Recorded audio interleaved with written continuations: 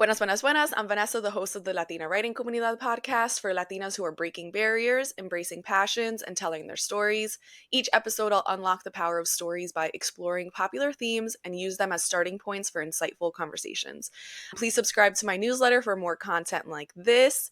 Today's episode is on the book called Defectors by Paula Ramos, and I have a very special guest with me, Ruby Garcia. She actually is the one that made the LWC pivot into workshops. She offered out of the kindness of her heart to just host a workshop, and from there it just snowballed into more people offering, and then I, started asking people if they wanted to host workshops. So Ruby is the reason that the LWC is the way that it is today.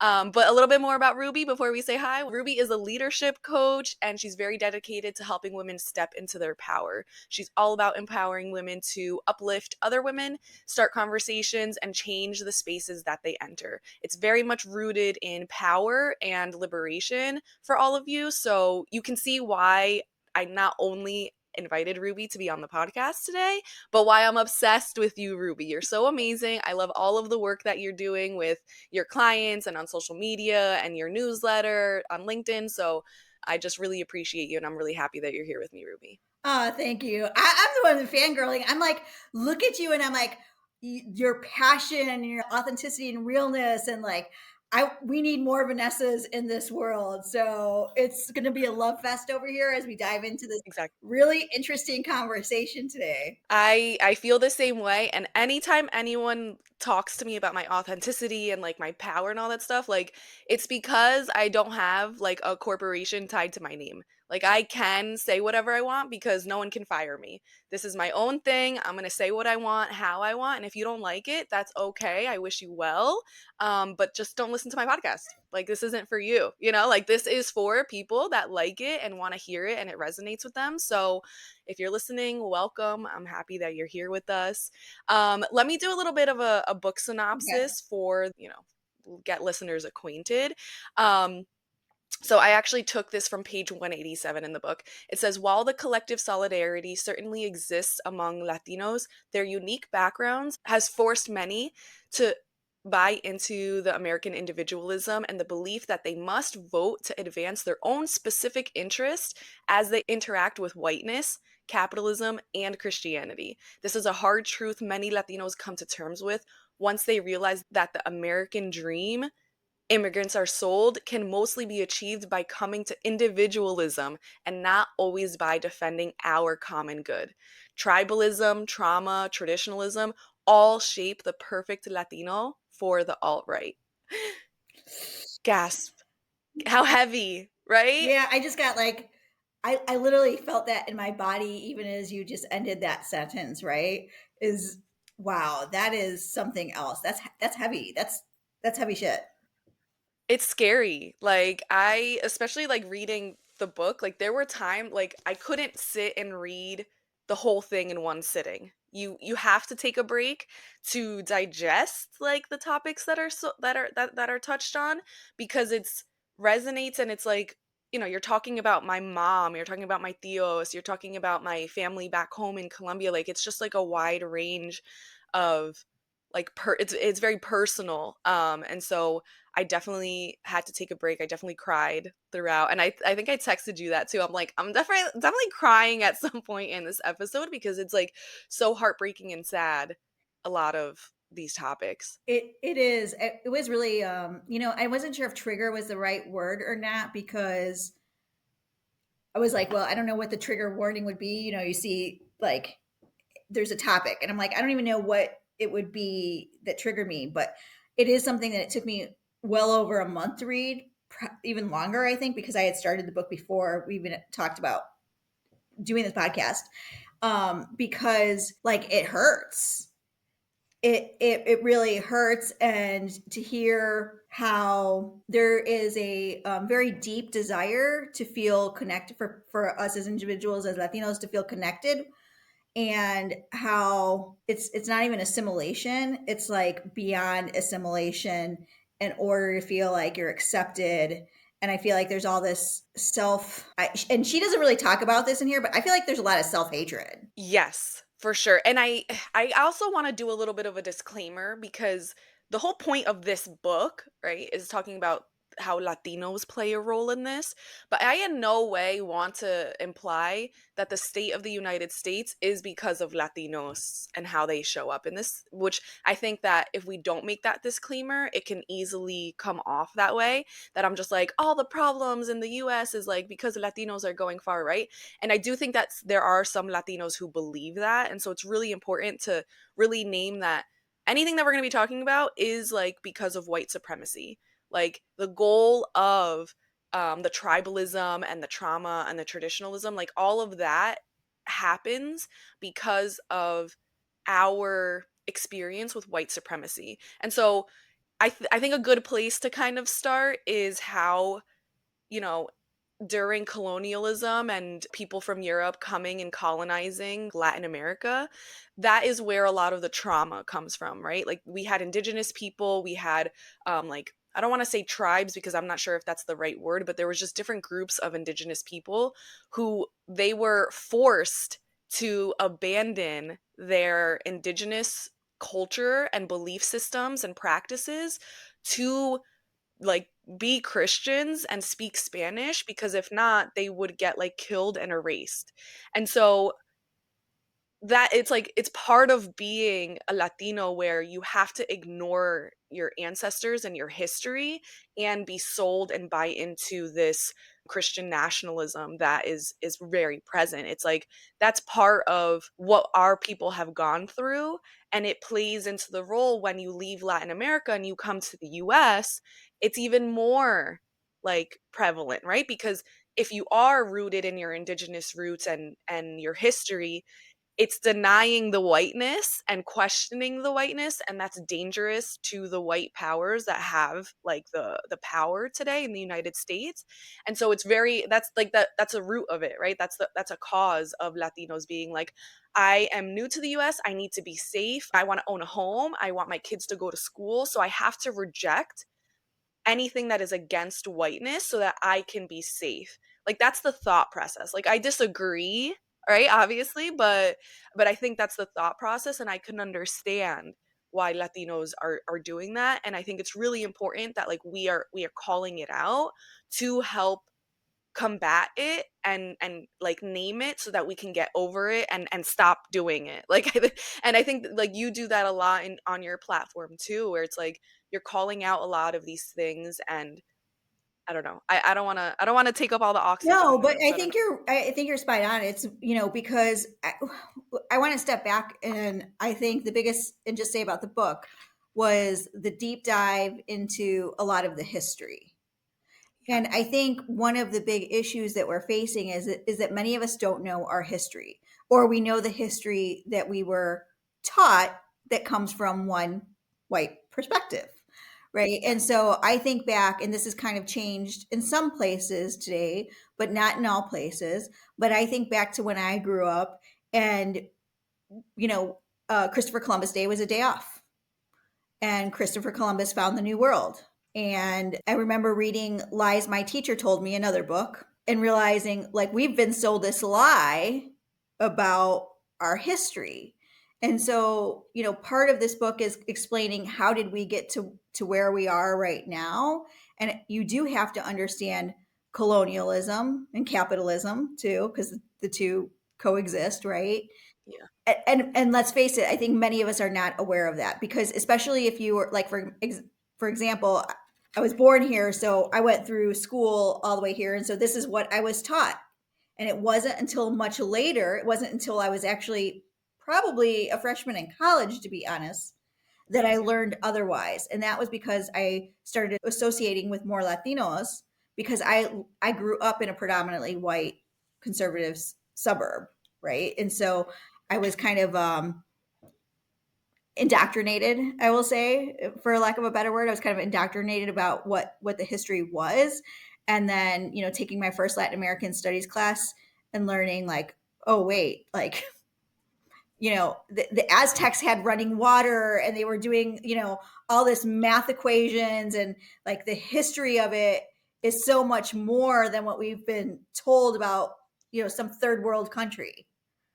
Right. And to your point with Christopher Columbus, like founding the New World, it's like there were a lot of people there that existed and were thriving before him coming, right? And so it's like, um, yeah, it's just like a silly thought, and it's like this thing like that we're sold and we believe it, and there's a new form of it happening in present day, right? Like in the book, Paula goes into recent history of the US funding and arming right-wing political parties to overthrow left-wing socialist communist governments and efforts in Latin America, right? And so it's this like fucked up cycle of leftists coming to power in Latin America, and I have a list of it actually. There was the Cuban exiles hired to take down Castro in Bolivia, Che Guevara, Peru against the Shining Path movement.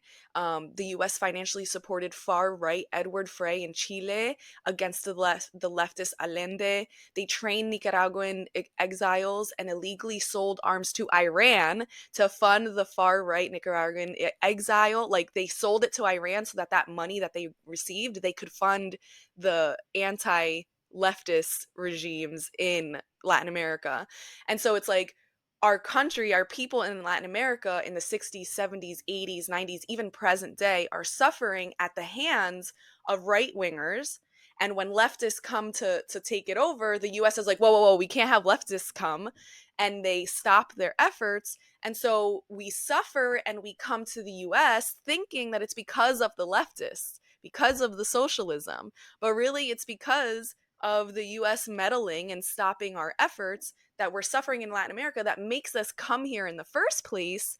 And then to your point, we're sold this like lie of what it was about or our experiences. Like it's like propaganda. It is It is propaganda, propaganda, yeah.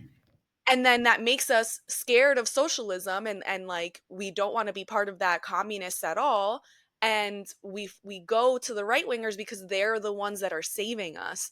And it's just it's inaccurate and dangerous, and it is something that is not like talked about enough. But I really, Paula is getting a lot of visibility, right? And I think that she's using her power of her dad being having a long career. What was it, Univision or Telemundo? I forget which one. I think it might be Univision.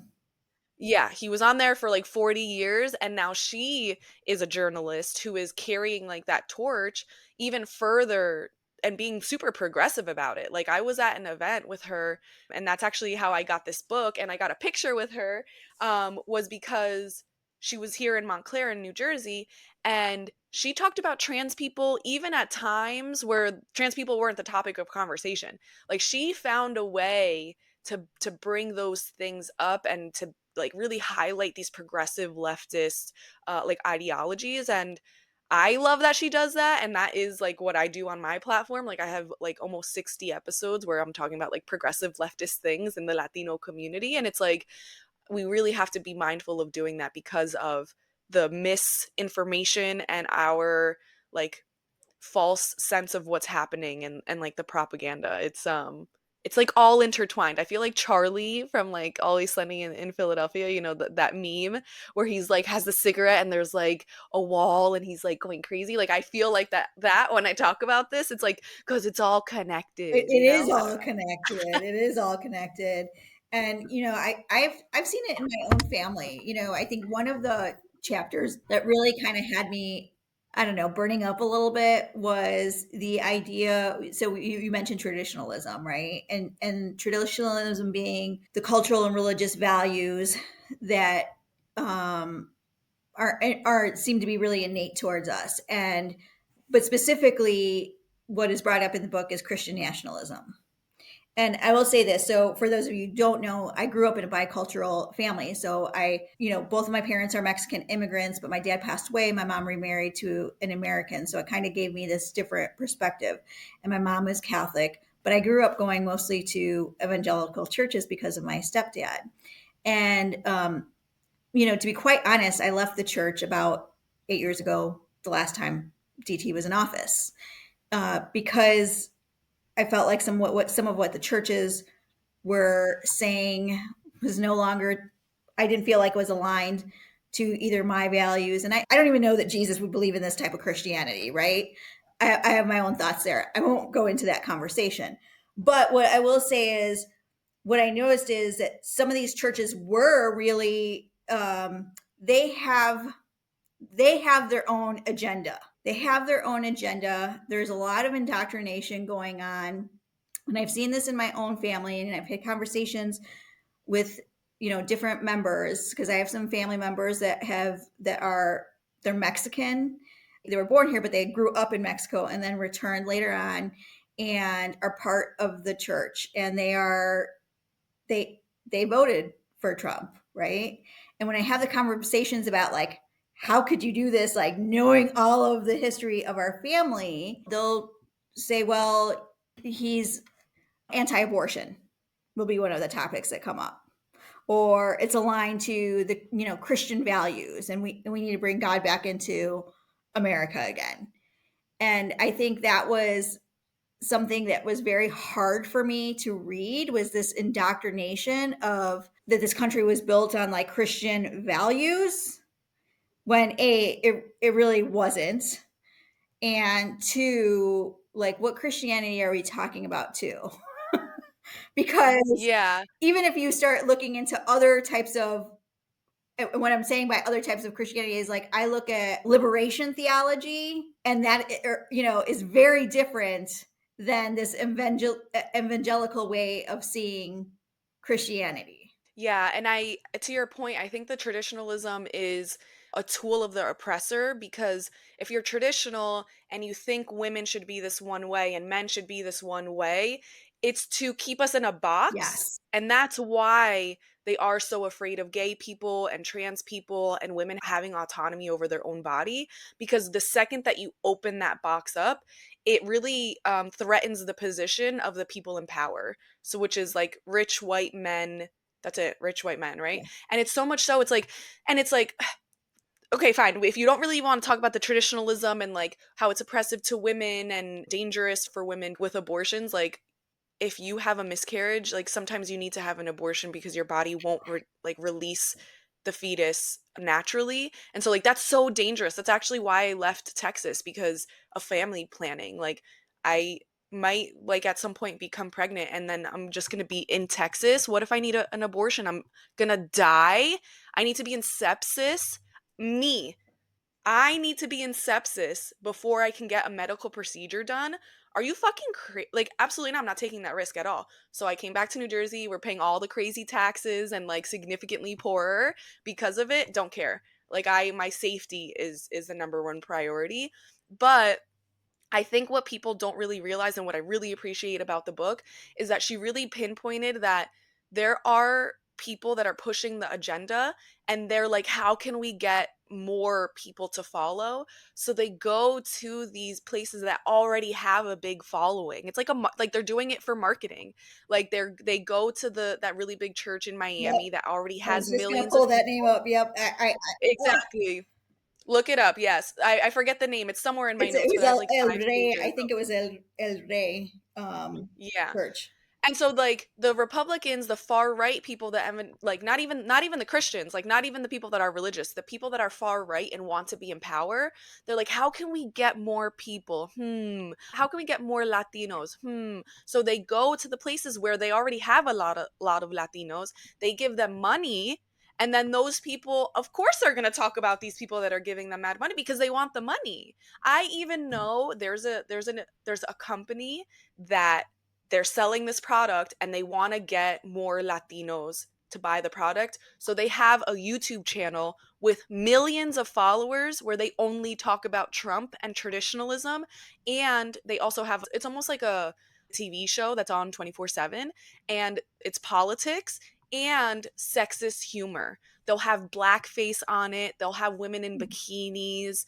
It's like very disgusting, and that traditionalism, and they go into like the church aspect of it too, just so that the entire time that they're posting this really problematic content, at the bottom it's their company, like literally in 2 minutes 20 commercials, like little ads at the bottom was like, my company, my company, my company, my company. So it's like we have to talk about the capitalism of it and how these people in power with money, how they want more money, and they're using the church and traditionalism and like, and they're, exploiting immigrants that are coming to this country and want to be safe. They're targeting them to build their following and selling them this like lie, like, oh, you're going to be safe if you follow us and vote for us. And it's just like, they're exploiting them and mistreating our people. And that's part of the reason why, like, not only is it oppressive and dangerous for us, but they're literally targeting them and using them for their power. And it's like absolutely horrendous and disgusting. And Yeah, I think two things I want to say about that. One is you are spot on. It's all about control.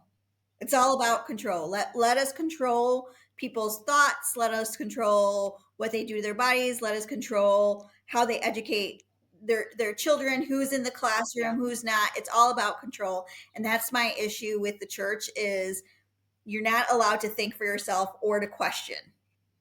And anytime you're not able to question and have these conversations, you have to ask why. What is it about this conversation that is so disturbing, or why can't we have discourse over it? Right. And the second yeah, thing that I want to say is, kind of going back to what you were just saying, is even before the elections, the Trump administration did something that was in a way smart, I guess you want to say, because when he ran the first time, it was Latinos for Trump. And then they made a very intentional decision to change it for Latinos for America so that they could target Latinos who identified as American and maybe felt, they didn't quite relate to those immigrants coming for the first time, right? Like maybe their family had been here for a generation or two. Maybe they were born here similar to me, like grew up in a, conservative white neighborhood, and so they didn't feel that connection or affinity towards other Latinos. And so he catered to that. He yep, catered to that because all of a sudden now there's it's about division, right? It's also about division. It's about like now there are Latinos that are, speak English, born here, are, working in corporate America, um, aligning themselves to more American than whatever Latinidad they bring.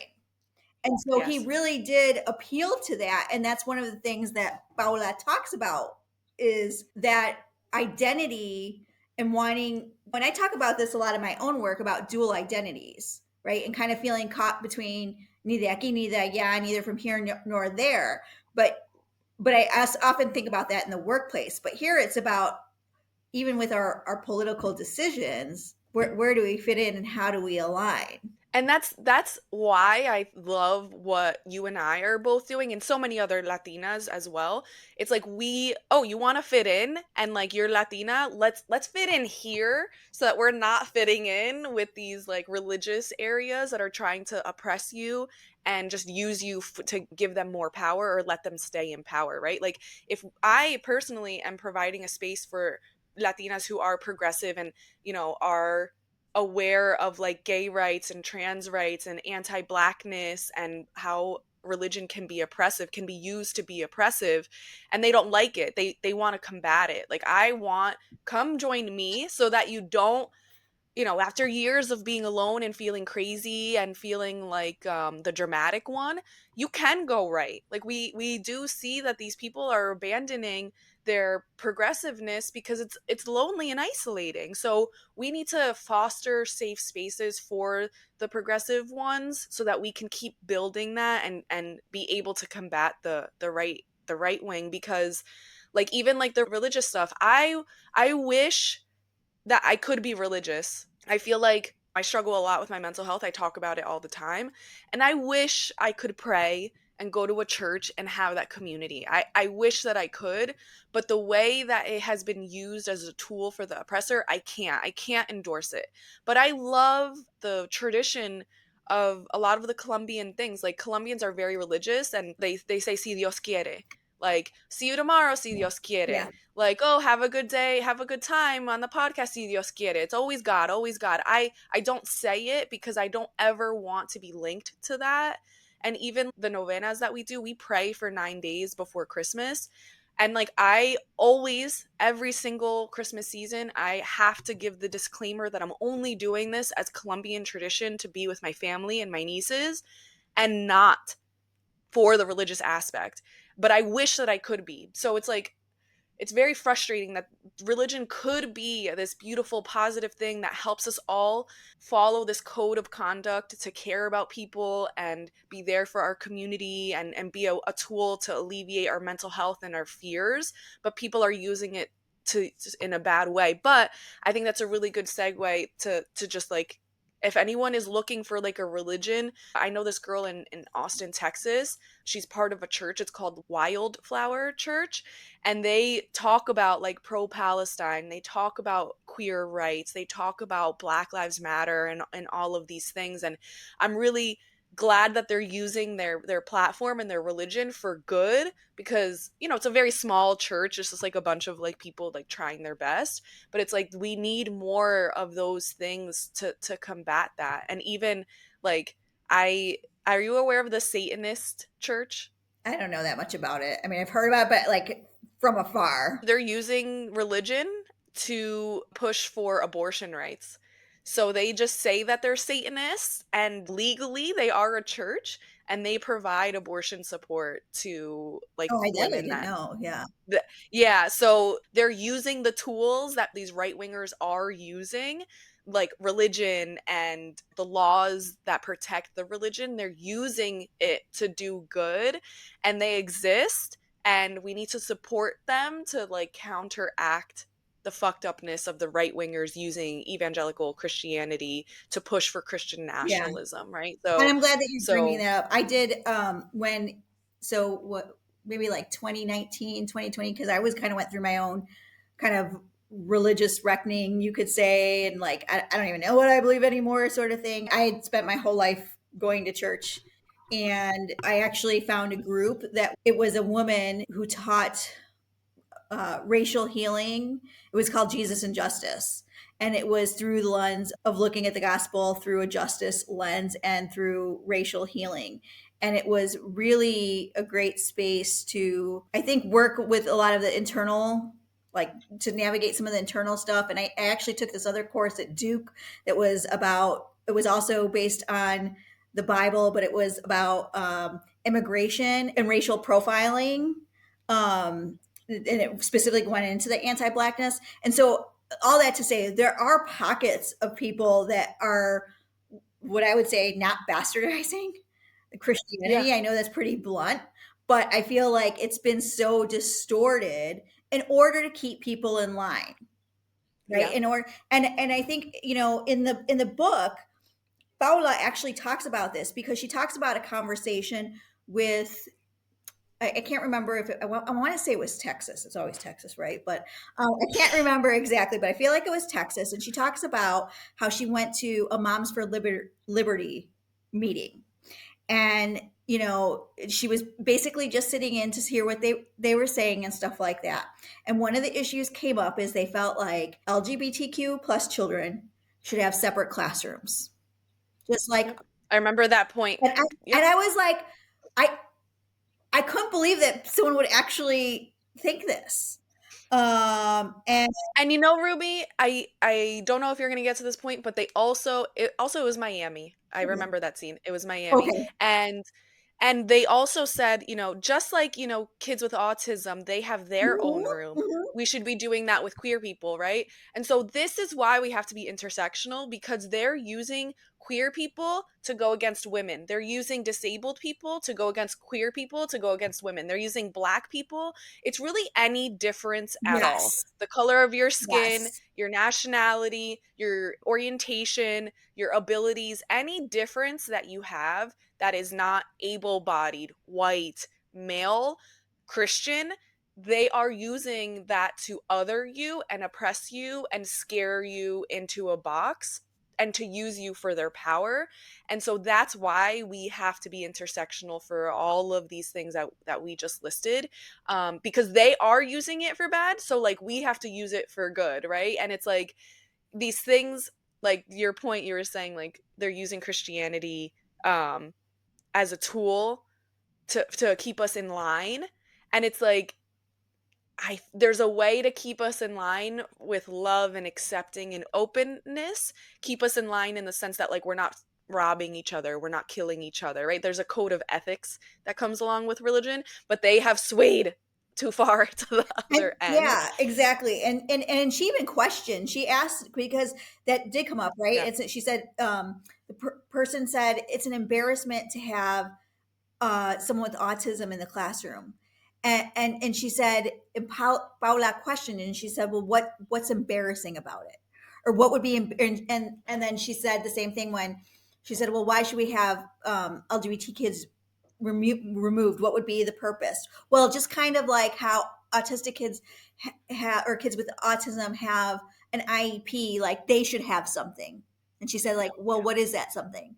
And I don't think she really expanded on it, but it was a lot of the othering, which Yeah.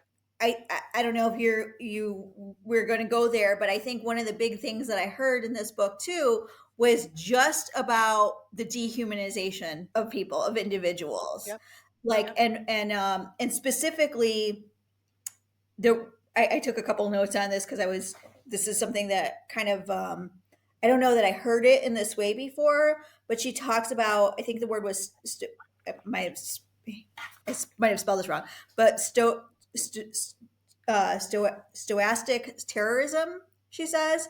And what that is basically, dehumanizing, but the first point of it is that people will feel disgust. Yeah. You get disgusted by others, right? Disgusted by people who are LGBTQ, disgusted by people who are disabled, disgusted by people who have a different skin color or who practice a different religion. She even talks about how, like, Trump and his rallies, if he gagged, like the audience would start to like gag. It was almost Yeah. like they would mirror what he did.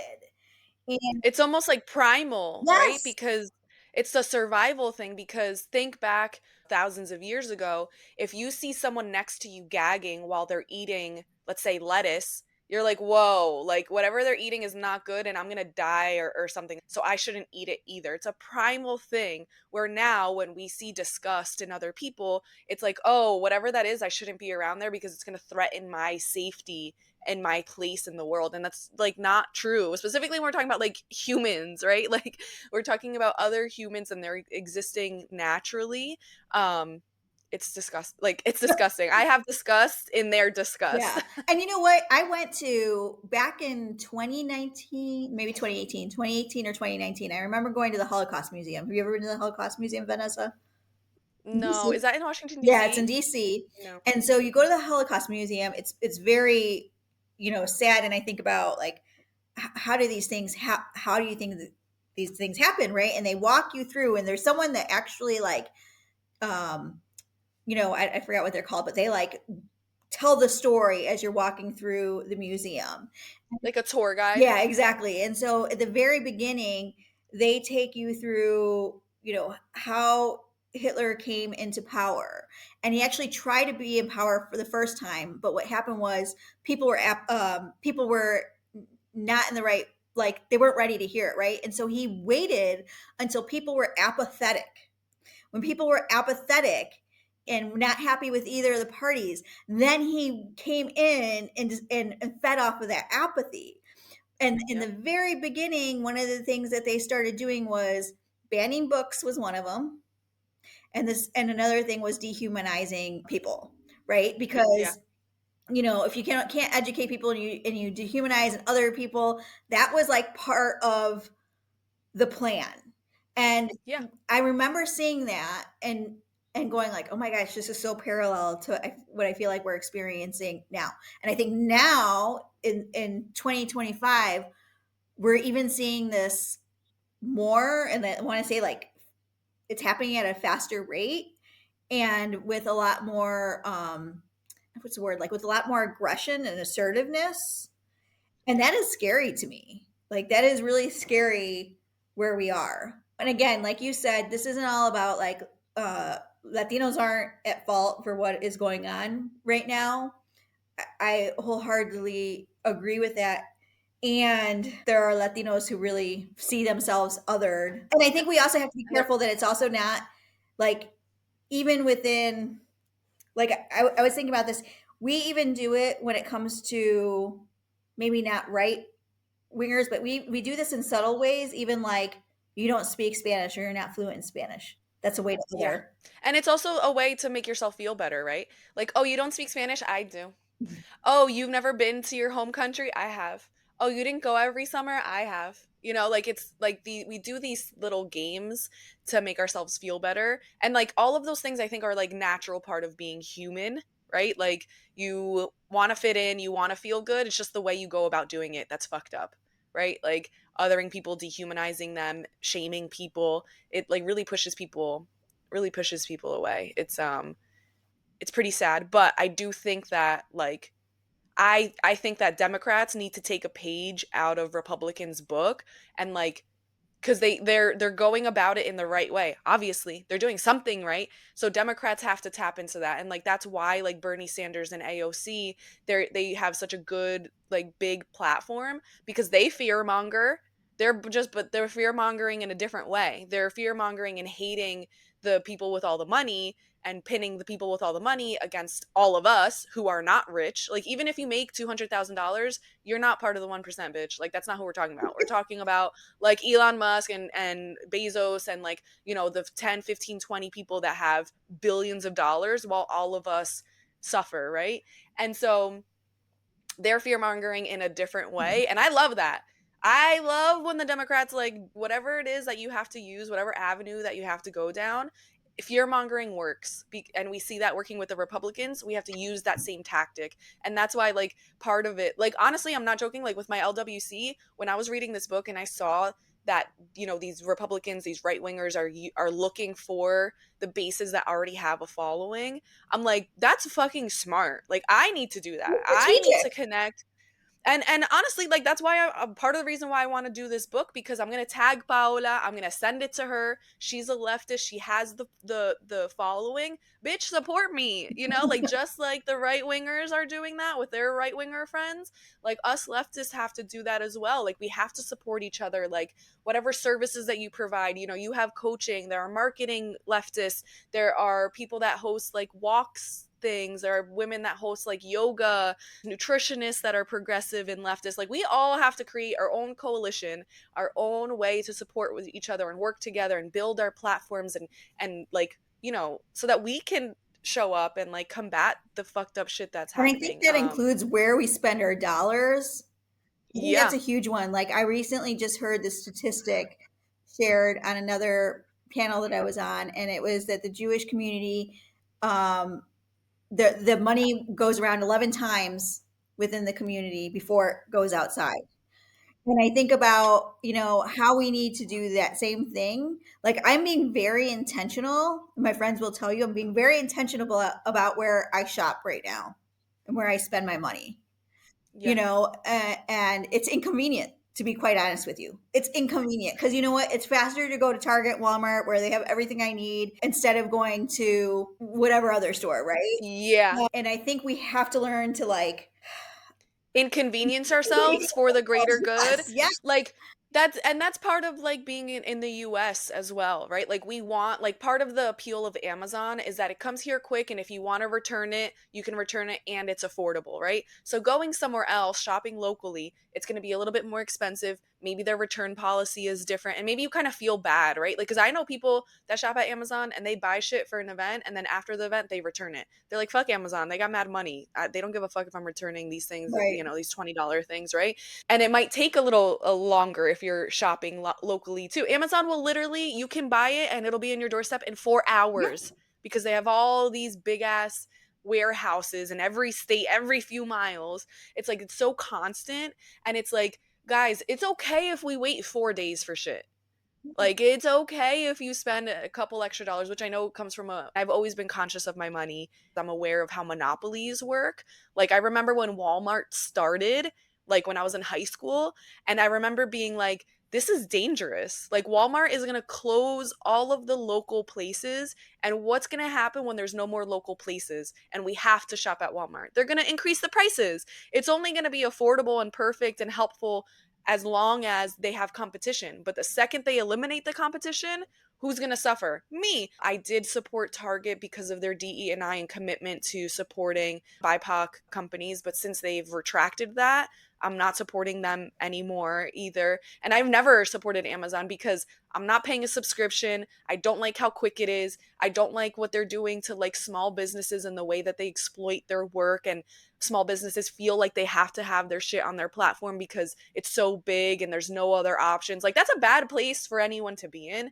I understand if people have to shop at Walmart and Amazon because they're so broke and they can't afford anything else, and I don't shame them for that. I understand. I get it, girl. Like, if you don't have any money and you have kids and whatever it is, like, I always say I have support from my mom and my boyfriend, so I am super privileged in that way where I don't give a fuck about money in the way that other people do. I don't have to worry about rent the way that people do. So there's privilege in that. And I want to acknowledge that other people are in that position. So I don't want to, which I think leftists can do. Like, you support Amazon? How dare you? It's like, girl, what do you want me to do? Like, Yeah, yeah. there's It's a lot easy at to shame. play. It's easy to shame people, right? But that is Yeah. also speaking to the privilege. Or like, and I do encourage people to inconvenience themselves. I talk about it in my personal life all the time. Like, I have a lot of friends who are moms and they're working moms. Like, they work and are also the primary caregiver for their kids. And it's like, you have to show up for people and you have to inconvenience yourself at least a little bit, bitch. Like, I'm not saying ruin your life to support other people. That's not what I'm saying. But like, I don't know, girl, do you have to go to your friend's like 29th birthday party? Like, can you skip it and like let your friend, clean your friend's house, for an hour, or show up late somewhere, or not go to that event? Like, there's tiny little ways to inconvenience yourself in, and that can be your payment, right? Like my payment to my friends is by inconveniencing myself in small Yeah. ways And for I them. think that is actually more valuable than picking up the gift or whatever. Like that's what I say is like a labor of love, right? Yeah. Because you're investing your time and energy. It's easy to pay $30 to like buy something. It's something else to give of yourself and your time and resources and energy. That's a different thing. And for me, what has the reason why that sparked in me is because my mom was a single mom and she worked in a factory and she had to put a roof over her head. So I never had an allowance, or like when I would go to the mall, I never bought anything at the mall. I would just walk around the mall because not even food, because there's food at home. Like, we were always That's like, what I told my kid yesterday. I said, "We're going to the soccer game, but you're going to eat at home because we're not buying yeah, food at the soccer game because it tastes like crap and it's too expensive." yeah, exactly. So like, I've never ever done that. And then I was a college kid. Being a college kid, like, going to school full time and working part time, minimum wage. Then I was a teacher.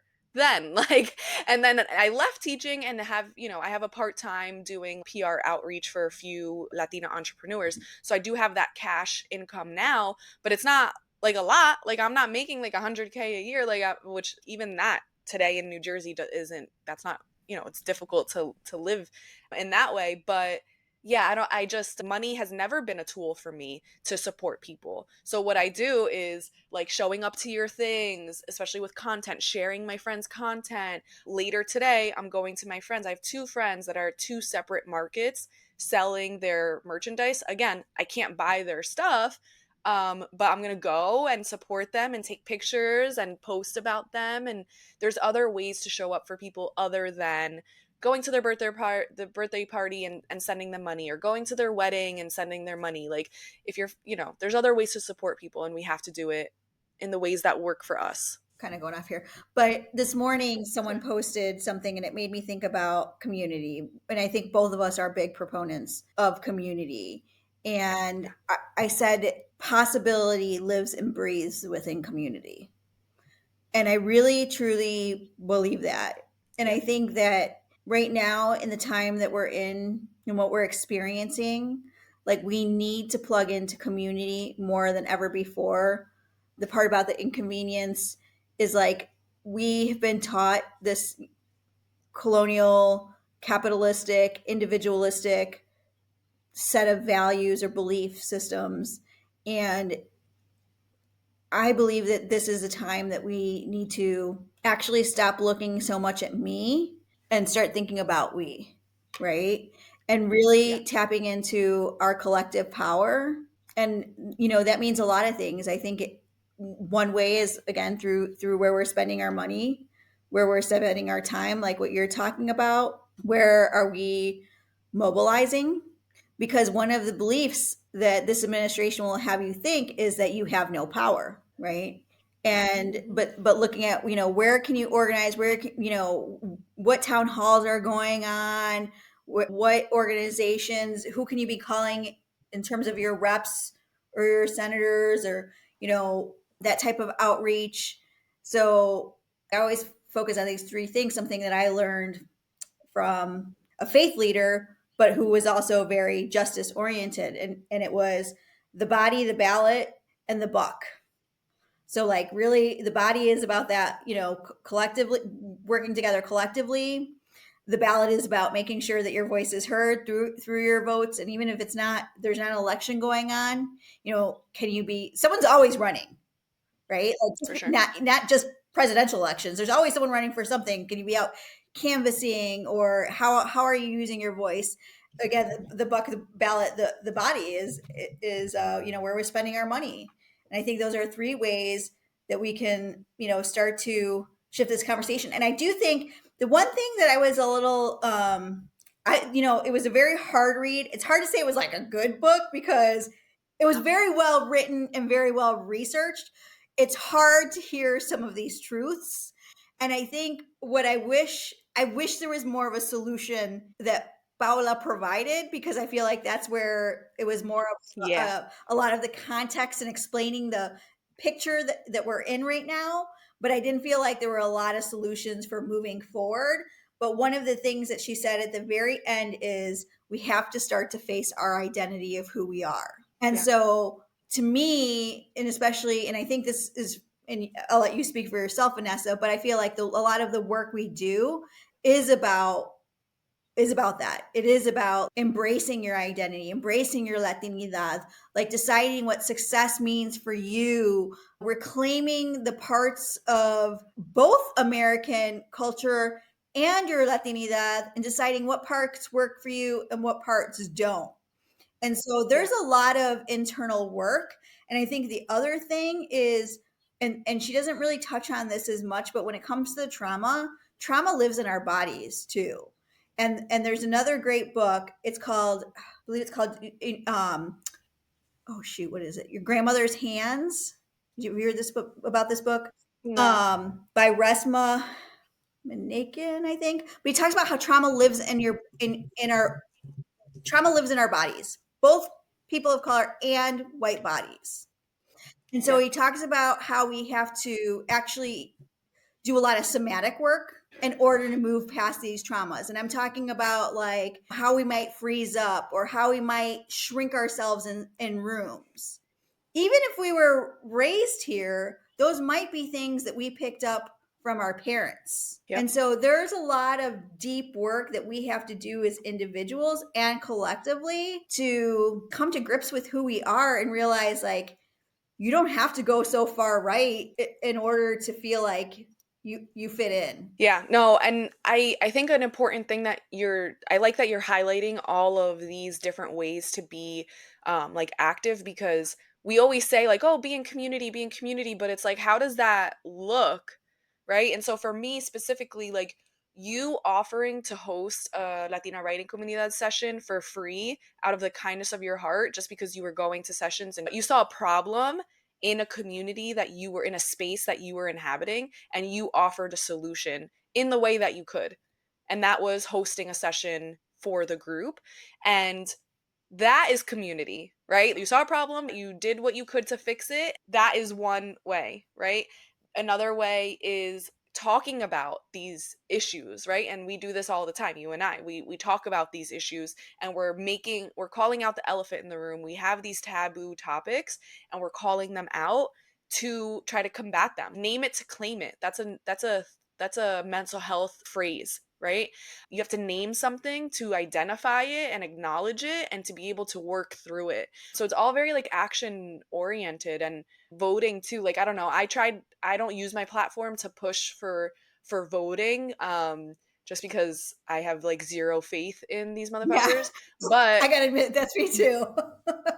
like, I will, like, I'm not like, go vote, like, I yes, please go vote, and it's like I feel like a fucking idiot for even like saying that. It's like I literally don't trust them. But with that being said, there is primary elections in New Jersey happening on June 10th, and like in those primaries, not a lot of people show up, but Republicans do.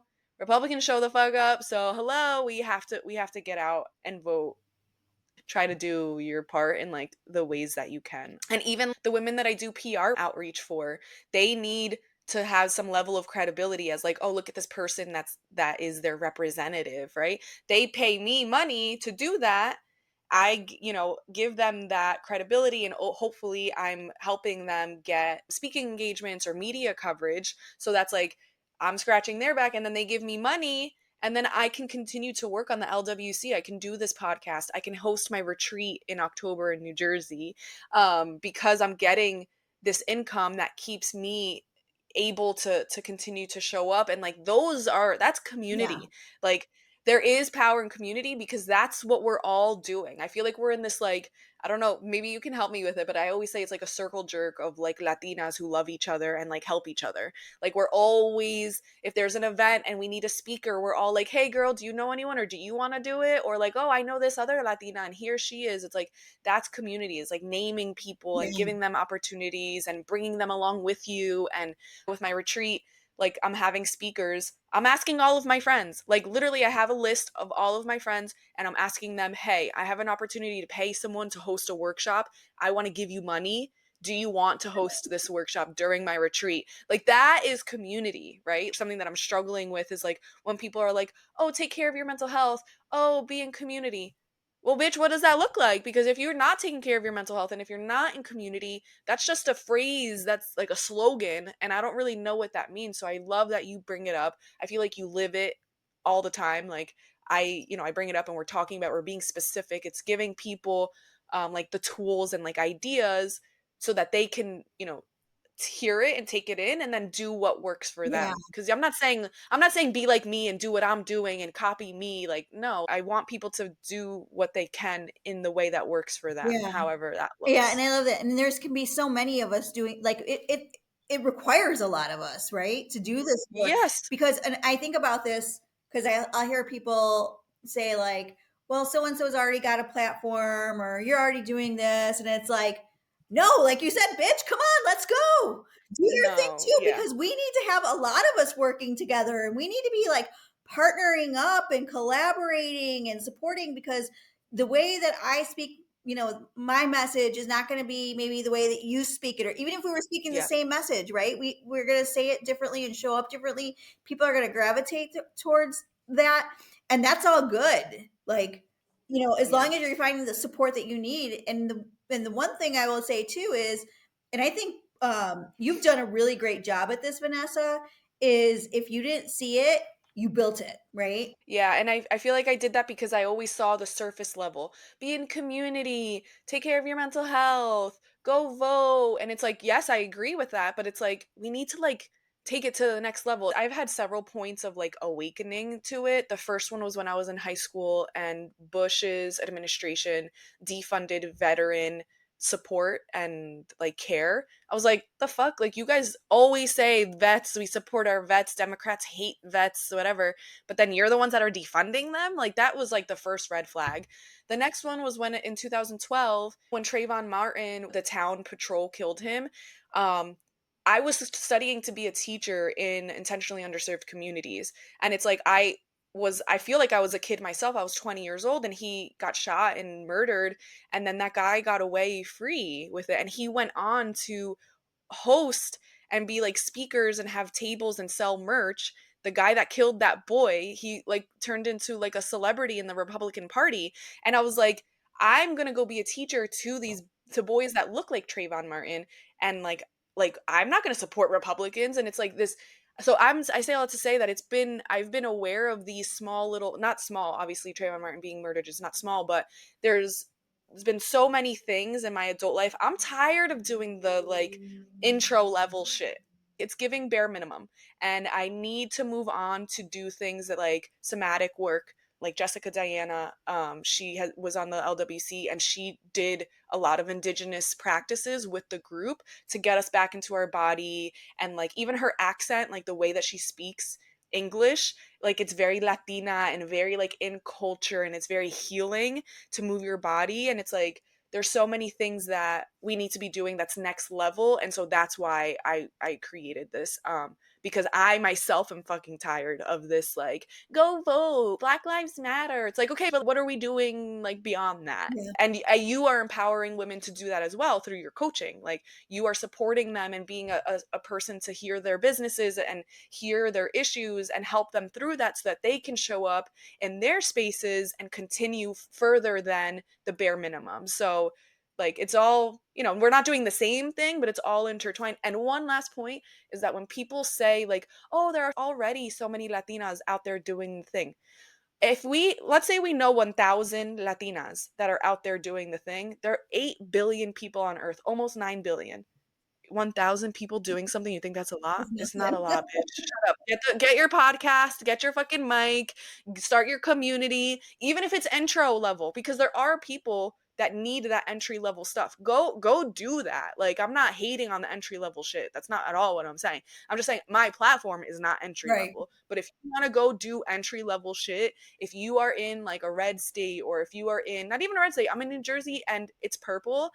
Some will even say it's blue. I disagree. I think it's very red. Even the Democrats, even the liberals, they are ridiculous. So it's just the point, like do what you can, because we're not overpopulated, we're not oversaturated. We need everyone, all hands on deck.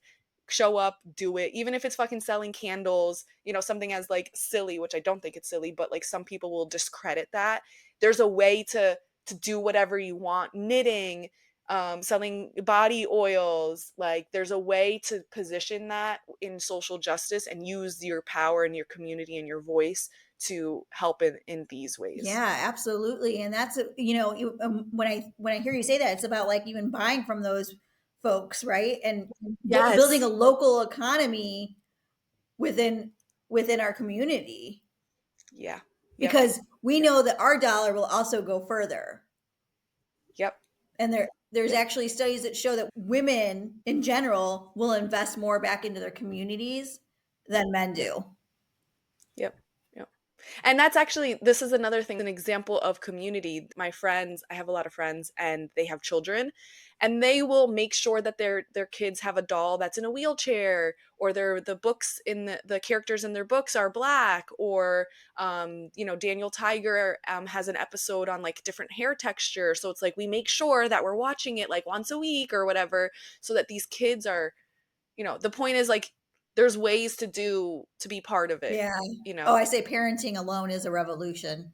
Got two toys Yeah. over Well, so for some people, well, or in one way or Yeah. another, right? Whether you're going to be inactive and let the kid run wild and let society raise them, which some people do that. They give their kid an iPad, be quiet, stop bothering me, and then all of a sudden they're 18 and they hate women, right? And it's like, oh, how did this happen? And so even being a parent and being active and doing your part, there's a wide range. So just go do something. If too long didn't read, go do something. Yeah, Like, absolutely.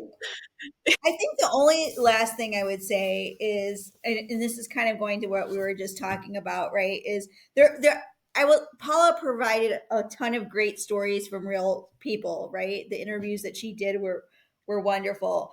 And I guess the one thing I'll just say is she talked about a couple people, like, for example, one gentleman who was an ICE agent for over 20 years, come to find out, as he was applying to be a sponsor for his brother, come to find out that he was not a US citizen and Yep. was Mexican. All of a sudden found himself, and then obviously lost his job, and all of a sudden he found out that my whole life I've been undocumented and now I'm on the other side.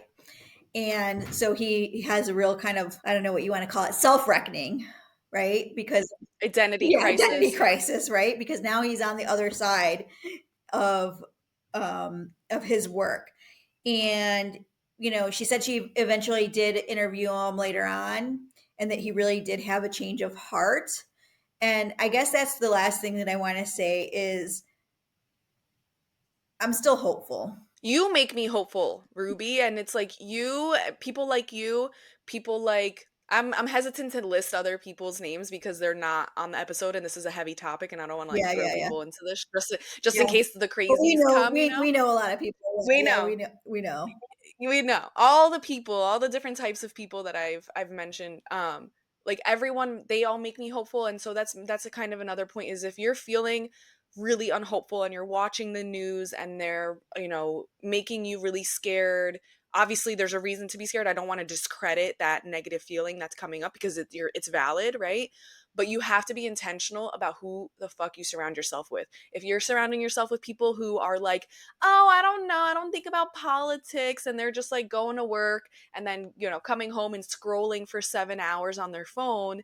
I understand why they do that. It's a lot and like you're disassociating and like whatever, but like you really have to be intentional about the type of people that you're surrounding yourself with, so that you can feel hopeful, so that you yourself can still show up in whatever spaces that you're in, and be part of that positive change. Because if not, it can be, it's also shitty because I've lost friends that are like not political, or they're leaning into religion because of X, Y, and Z personal reasons.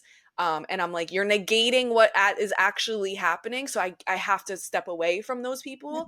And I only surround myself with people who are active in alleviating our collective struggle. Because I mean, for me, that's the only thing that lets me sleep at night. Like, if I didn't know people like you or the other people like us, I think I would go crazy. And I'm not joking. I think I would unalive myself if I didn't do that. Like, because I know myself and I know my struggle with my mental health, and I have had like suicidal ideations in the past. So for my mental health, I'm only talking to bitches that are like, fuck white supremacy. Like, we have to do what we can. We have to empower people, community. Like, for me, that's the only way that I'm able to continue on earth, Yeah. is to surround myself with people like that. So Community is the cure. yeah, I definitely think so. Thank you so much, Ruby, for joining me today. I love you. I'm so excited to hopefully one day see you in person, by the way, because we've never met in Yes. person, and that's 2025. Hopefully we see each other in person. But the next episode will be on the book Tias y Primas with my good friend Hadi. If you liked this episode, be sure to subscribe, like, comment, and leave a review. And also, please subscribe to my newsletter for more content like this. I'm using my newsletter as a way to generate income so that I can keep all of my other offerings free and I don't have to put stuff like the podcast behind a paywall. So if you're wondering, oh, how can I support you? Subscribe to my newsletter and share it to people. So yeah, that's it. Thanks for watching. Bye.